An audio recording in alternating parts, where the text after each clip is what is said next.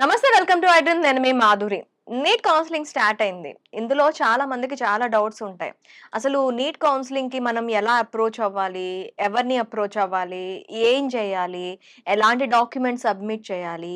ఎలా సబ్మిట్ చేసుకోవాలి? తెలంగాణలో మనకి ఎన్ని సీట్స్ వస్తున్నాయి? ఏ మార్కులొస్తే మనకి ఎక్కడ సీట్ వస్తుంది? ఇలాంటి డౌట్స్ అన్నీ చాలా మందికున్నాయి. సో, ఈ అన్ని డౌట్స్‌కి చెక్ పెట్టడానికి ఈరోజు మన స్టూడియోలో మనతో పాటు ఉన్నారు.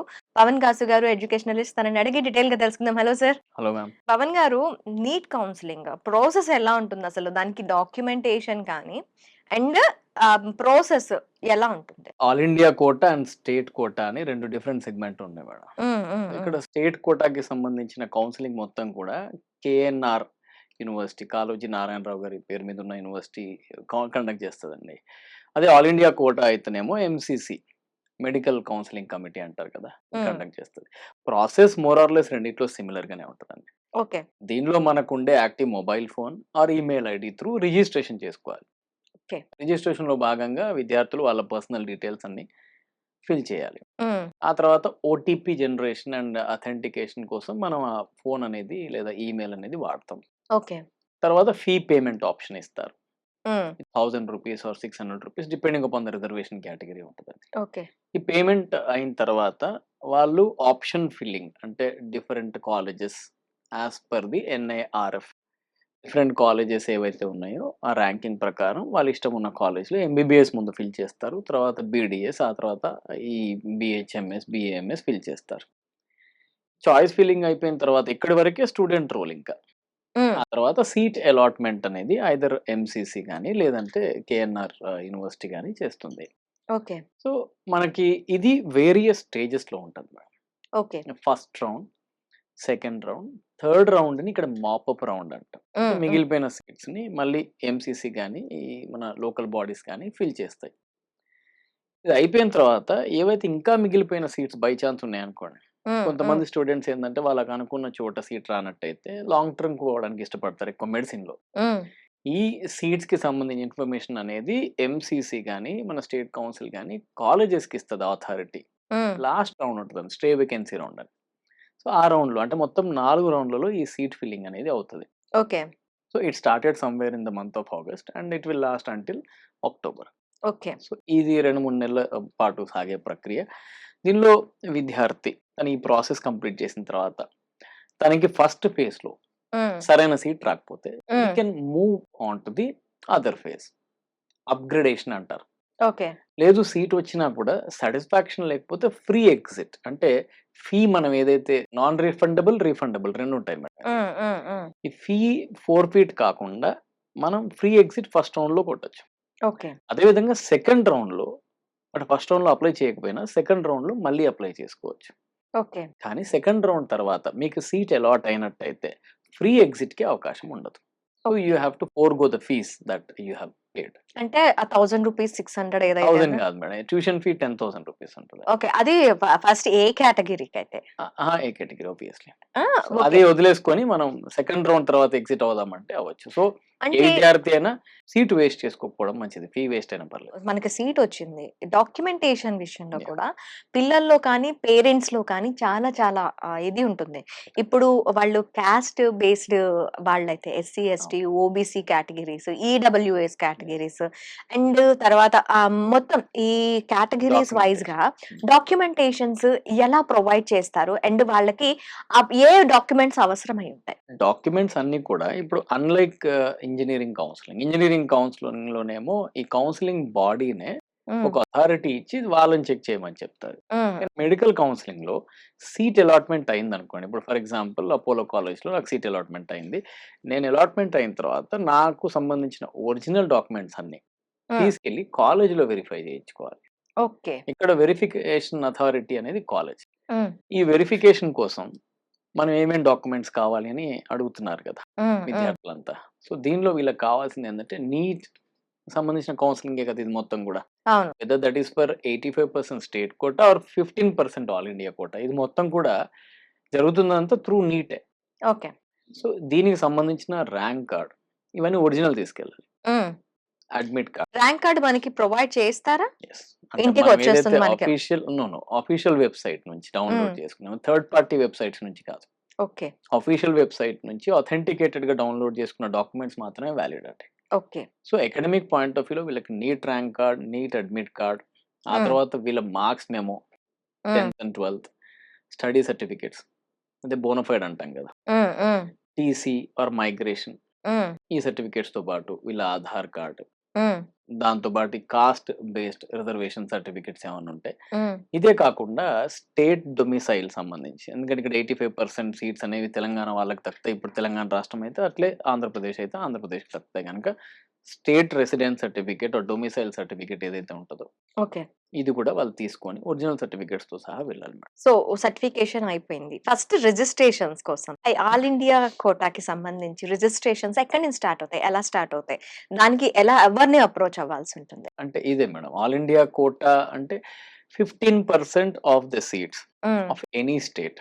ఎనీ స్టేట్ అంటే టోటల్ కాలేజ్‌లో సీట్సా? లేకపోతే టోటల్ కాలేజెస్ ఒక సర్టెన్. ఇప్పుడు మనకి ఒక సింగిల్ బాడీ కాలేజ్ ఉంది. యాహ్! మనకి ఆ సింగిల్ బాడీలో ఒక 100-120 సీట్స్ మనకి ఇస్తూ ఉంటారు. ఒక యెస్. Medical yes. కాలేజ్‌కి. సో, ఈ మెడికల్ కాలేజ్‌లో 15% ఆల్ ఇండియా కోటా అవును. ఉంటుంది. రైట్? పర్ఫెక్ట్. ఓకే. సో, ఈ 15% ఇప్పుడు నేనిక్కడ చదువుతూ తెలంగాణలో గాని, ఆంధ్రాలో గాని, నేను రాజస్థాన్‌లోనో లేదా మహారాష్ట్రలో కూడా అప్లై చేసుకోవచ్చు. Okay. This is what you call as all India quota. Okay. At the same time all India కోటాలో సెంట్రల్ గవర్నమెంట్ ద్వారా ఎస్టాబ్లిష్ అయిన ఎయిమ్స్ కావచ్చు, హ్మ్. జిప్మెర్ కావచ్చు, ఏఎఫ్ఎంసీ కావచ్చు, హ్మ్. ఈ కాలేజ్ కూడా ఉన్నాయి. సో, ఈటిలో కూడా నేను అప్లై చేసుకోవచ్చు. సో, ఇప్పుడు నేను రాజస్థాన్‌లో పోయి అప్లై చేయాలన్నా 15% of the seats which are in Rajasthan హ్మ్.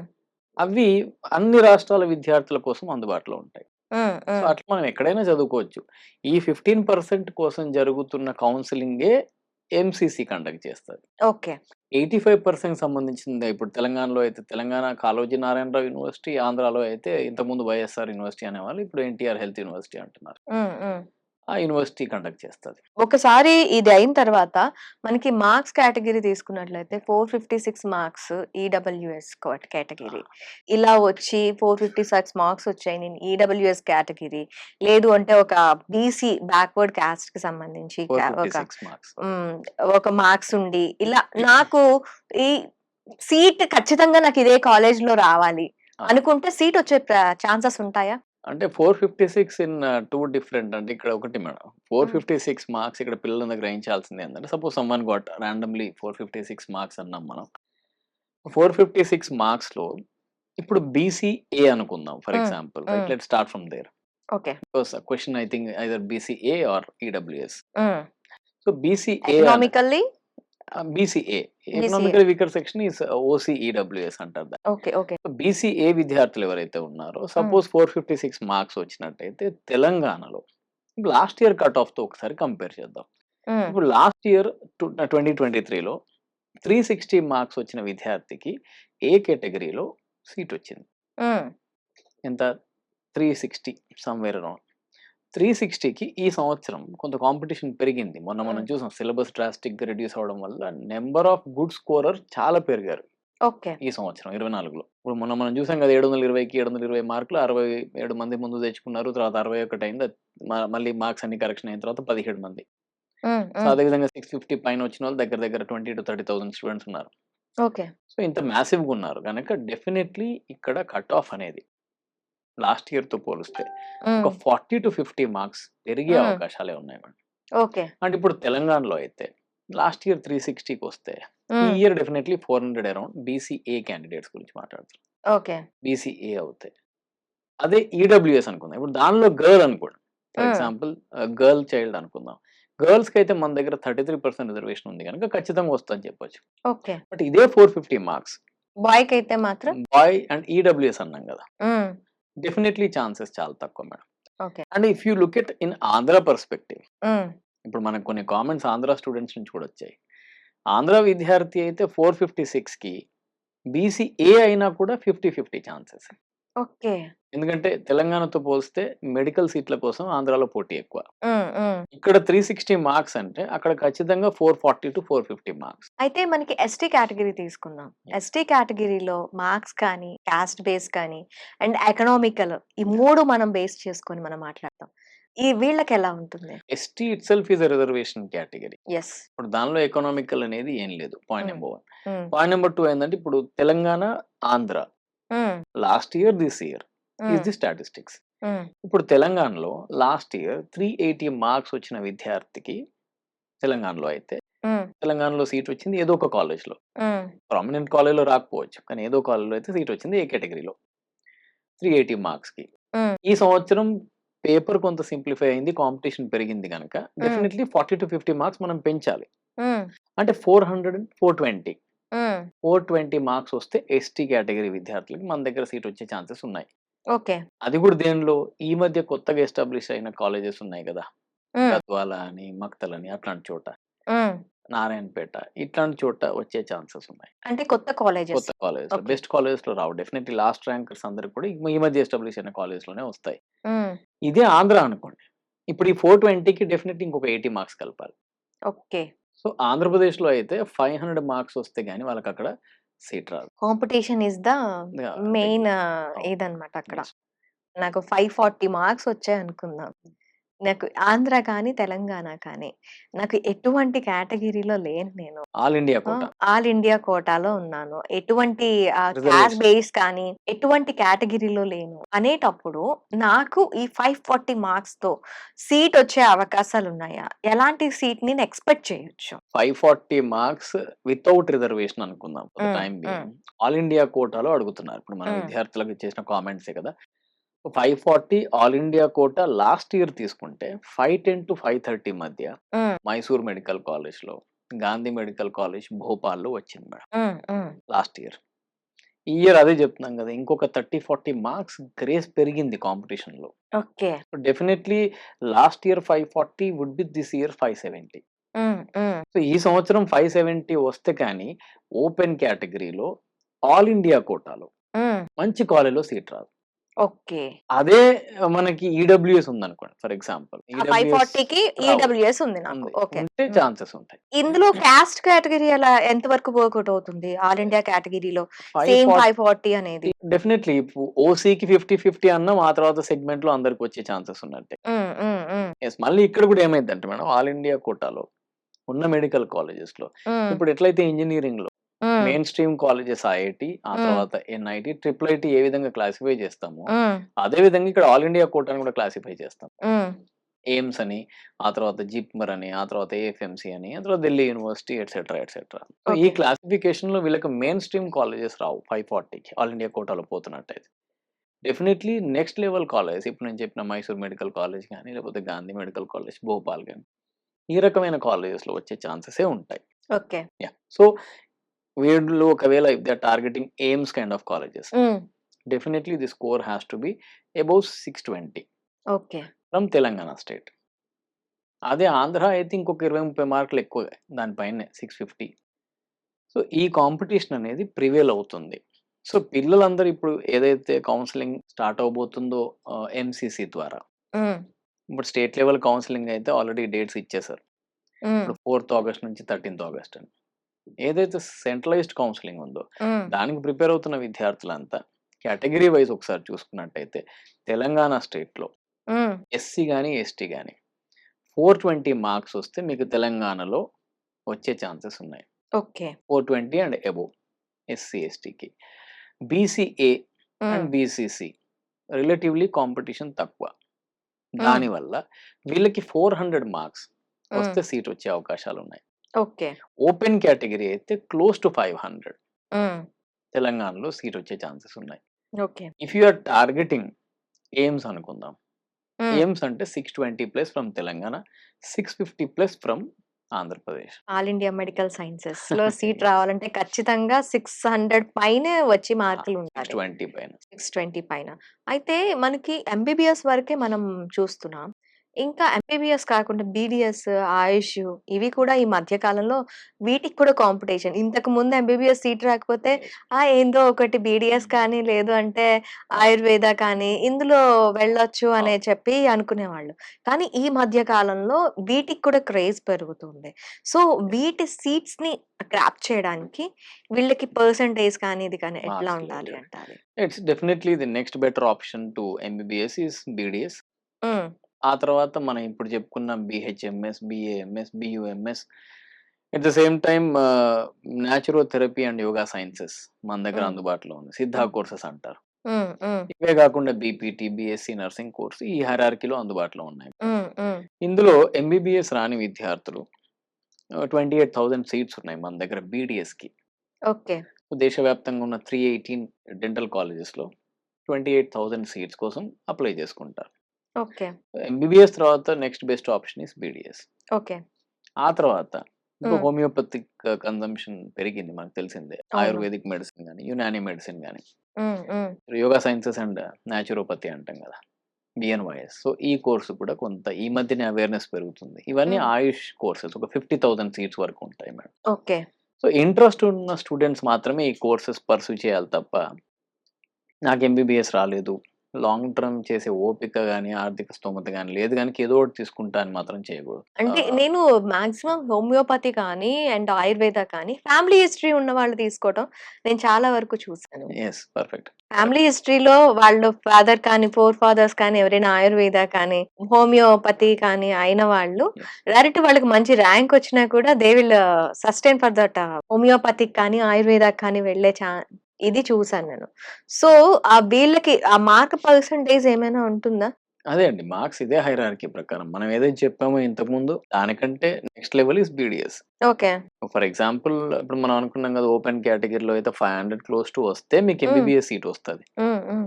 అదే నాకు 500 రాలేదు 450 దగ్గరే నేను ఆగిపోయినా అంటే definitely I will go for BDS. అంతకంటే తక్కువొచ్చినట్టయితే ఇప్పుడు మనం అనుకున్న ఆయుష్ కోర్సెస్‌కి ఇంట్రెస్ట్ ఉన్నట్టయితే పర్స్యూ చేయొచ్చు. హ్మ్. లేదంటే ఆల్టర్‌నేట్ కెరియర్ ఆప్షన్స్ చాలానే ఉన్నాయి కదా madam. BSc okay. Core life sciences అని ఉంటది. బీఎస్సీ అప్లైడ్ హెల్త్ సైన్సెస్ అని ఉంటది.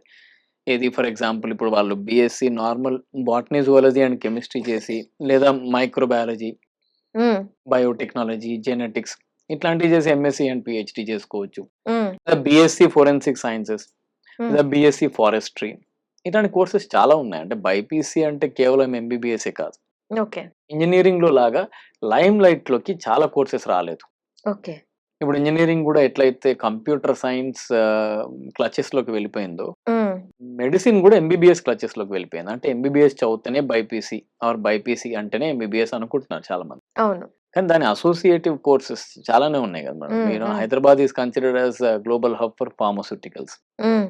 మరి అట్లాంటప్పుడు ఫార్మ్ రిలేటెడ్ బీఫార్మసీ కూడా ఉంది. చాలా ఫార్మసీ కాలేజెస్ ఉన్నాయి. ఫార్మసీ పర్స్యూ చేసి ఎంబీఏ చేసుకొని పెద్ద పెద్ద ఫార్మాస్యూటికల్ కంపెనీస్‌లో మంచి మంచి పొజిషన్‌లో ఉన్న వాళ్ళు చాలా మందున్నారు. హ్మ్. హ్మ్. సో, ఎంబీబీఎస్ సీట్ రానట్టయితే కొంత నిస్సత్వం అనేది ఈ మధ్య విద్యార్థుల్లో ఆవహిస్తా ఉంది.